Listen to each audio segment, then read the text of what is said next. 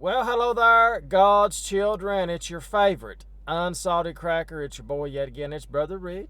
And people with us today, as always, we're joined in the back by our sidekick, The Box. And we also have with us today, we have Alexa.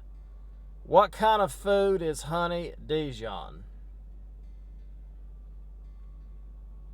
Honey Dijon dressing is a dish commonly prepared with grapeseed oil, lemon juice, salt, pepper, honey, Dijon mustard, rice vinegar, and mustard seeds. Honey, vinegar, piper nigrum, mustard, sea salt, grapeseed oil, dry mustard, and lemon juice. It has 533 calories per serving and is celery-free. So there you have it, honey Dijon. Dijon. Anyway, as always, guys, it looks like it's that time. It's time for another exciting review of YouTube's only true 365-day your food part viewer. So we picked these up there. This is the Kettle brand potato chips, honey Dijon. But here it is. I picked these up.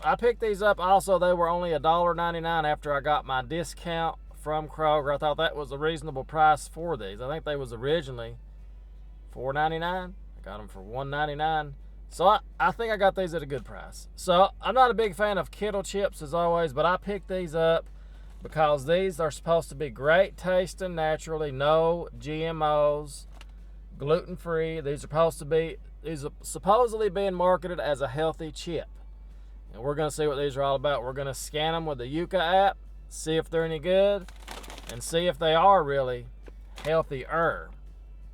So as always, guys, remember, if you have anything like read to review, leave that comment below, because if we like it, might just pick it out and review your request next. Thumbnail, I need me some honey. Yeah. Alrighty, guys, so what we're going to do now, we're going to go right to the Yucca app. We're going to scan these. I didn't scan these in the store. I kind of want to be surprised like you are too. So these get a 54 out of 100, which is a good rating. So these actually passed. There it is. So there's no harmful chemicals in this. It's got a lot of calories and a lot of sodium. That's the two negatives. A bit too many calories and 125 milligrams of salt. You can see that at the bottom. So that's this is actually a healthier chip. The main thing about it when you scan stuff with the Yucca app, make sure there's no hazardous materials if you're actually trying to eat healthier. Yeah. So here we go. Let's open this up here. I'll give you guys a look inside the bag of chips right there. You can see inside. So let's get right to it and see how good these actually taste. See if they're worth buying. That's what it's all about. Honey Dijon.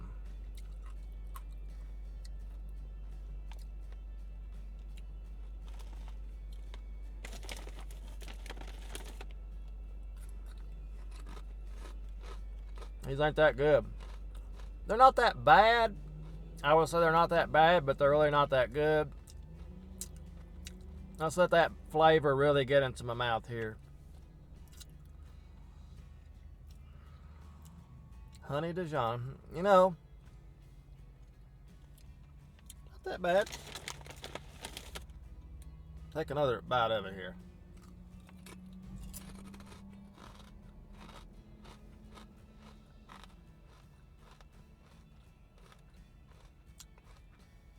Well,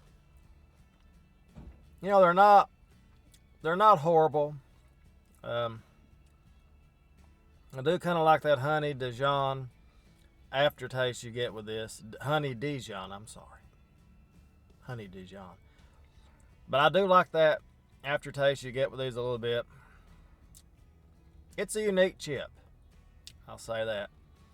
Now, again, I'm not a huge fan of the Kettle chips, but these seem to be softer than the other ones I've reviewed in the past. I'm just not a big fan of having a hard potato chip in your mouth. If that makes sense. I don't want nothing hard in my mouth. If you know what I'm saying. You know, sometimes you get these and they're feel like they're going to break your teeth out. You feel like you got a piece of hard candy in your mouth. I've done that before with Kettle chips. These are okay. I wouldn't say they're anything extra.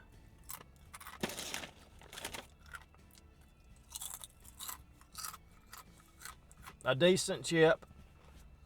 Now they are healthier, of course. And of course, my body's been conditioned on bad food its whole life. And a lot of you watching the show, your body's been conditioned on bad food. When you get something healthier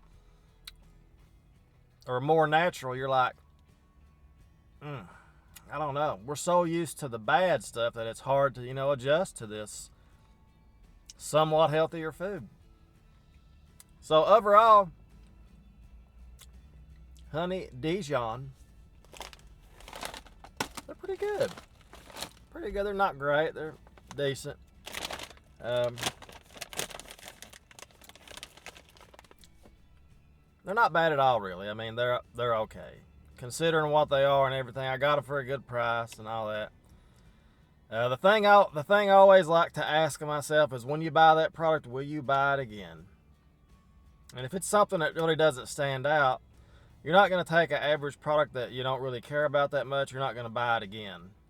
If you buy a bad vehicle, say you buy a Chevrolet, which if you buy a Chevrolet, you deserve what you get. But say you buy a Chevrolet and it breaks down all the time, are you going to buy it again? Probably not. Like, I'm never buying this Chevrolet again. So, and a lot of people make this mistake with marriage too. Let's say you buy that Chevrolet. Let's say you buy a Silverado. One of the worst things you can do right now is buy a Chevrolet Silverado. Let's say you buy one of the newer ones. I'm talking about like one of the new ones. I would say, 2015 and up? 2014 and up? Is that considered newer? But you buy one of those and it breaks down. You're like, well, I'm going to get me another one. It keeps breaking down, but maybe it's just bad luck. It's kind of like when you do the cycle of getting remarried. You're like, this one's going to be better, this one's going to be better. You keep trying it out. Yeah, that's a bad example, but you get what I'm saying. These are okay. I'm not going to buy them again. They get 2.5 stars. Short story long, long story short. That's right. I'll never buy another Chevrolet vehicle, though. Never. Nope. That's for sure. Bought 2 Chevrolet products in my lifetime, and every time I had transmission trouble. Twice. And that was the end of it. But I had to buy 2 to learn. Don't make that mistake. Just buy Toyota, Honda, and I would say Ford if you want a truck. Buy those 3 brands. Lexus would be okay. I would consider that, if you want a higher end vehicle. And if you want to just waste money, go buy a Tesla. I mean, if you got money to waste, it don't really matter. But if you're trying to be a smart consumer, Toyota, Honda, and I would say Ford trucks. I wouldn't say Ford cars. I'd say Ford trucks are the good bet. But I always put Toyota above everything. Toyota's number one. Even though I have a Honda, Toyota is number one. I believe they are. So, and you can buy your Hondas and your stuff like that. I mean, the Kias, those are okay vehicles, I would say. But if you want something that's going to last, get you a Toyota, Honda. And on the fringe, you would have a Ford, I would say. I think Ford does make good trucks. I do think they make good trucks. But that's pretty much it. That's all they make now is trucks, right? Before they quit making cars. They make SUVs, though, don't they? I don't even know. But there you have it, people. So as always, we'll see you next time. And that's pretty much it. Give this video a big thumbs up. See you guys next time. Have a great day now. Toodles!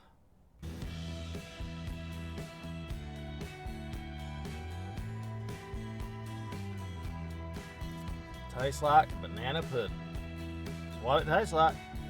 Banana pudding. Not pudding. Pudding. I know. But I'm going to call it banana pudding. So it tastes like banana pudding.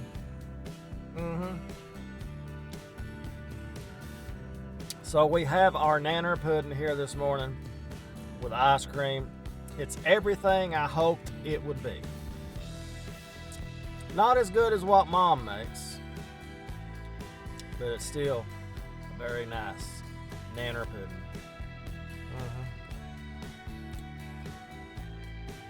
That's nice, people.